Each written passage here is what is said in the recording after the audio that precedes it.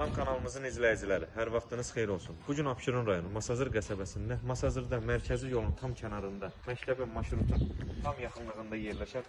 Məsafədən idarə olunan yol qapısı olan 2 sotda inşa olunmuş 2 mərtəbə 6 otaq evimiz satışa çıxarılır, təqdim edək. Gördüyünüz evin həyətidir. Kanalizasiya mərkəzidir, yaşıllıq olsun. Yer nəzərdə tutulub, buraya yer söhbətlər olsun. Yerdir, hazırdır. Evin yan hissəsində boş ərazisi var, yəni rahatlıqla getmək olar. Gecə işıqlandırılması bunlar quraşdırılır. Burada belə bir yaşıllıq olsun, yer nəzərdə tutulub. Evimiz 3 daş köşklərində inşa olunub, sənədi paket kupçadır. Məktəbin marşrutu tam yaxın ərazisində yerləşir. Keçək birinci mərtəbədəki dolab otağına həqiqətən kifayət qədər geniş otaqdır. Pəncərə şəbəkə pəncərədir, öz həyətinə baxır.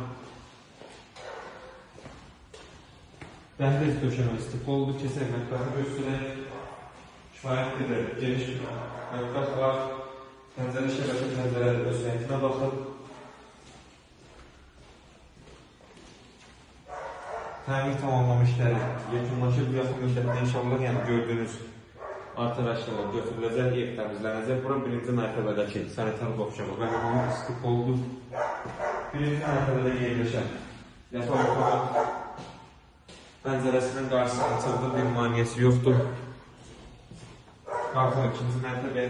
Evin tikintisinə, təmirinə, həqiqətən sözələrimiz çox keyfiyyətdir. Tikilmiş bir evdir, mərtəbələr arası beton manarətdir, sırf qoşu daşla inşa olunmuş bir evdir. Mərkəzi yolun çox yaxın bir məsafəsində yerləşib, qiyməti də çox ideal bir qiymətə təklif olunur. İkinci mərtəbədə yerləşən sanitar boşluğu və hamamı. İkinci mərtəbədə 4 yataq otağı yerləşir. Otaqlardan birincisi, otaqların pəncərəsinin hər birinin qarşısı açılır. Bir maniyə yoxdur. Ev ümumilikdə 2 mərtəbə 6 otaqdan ibarətdir. Otaqlardan ikincisi kifayət qədər genişdir. Eyvan sahəsində çıxışıda var.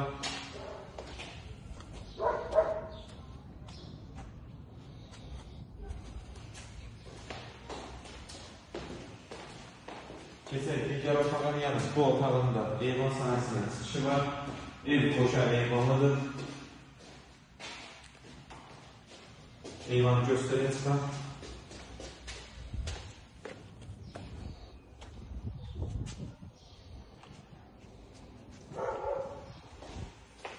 Təkrar edeyim, evimiz mərkəzi yolu çox yaxın bir məsafədə yerləşir. Məktəbin marşrutu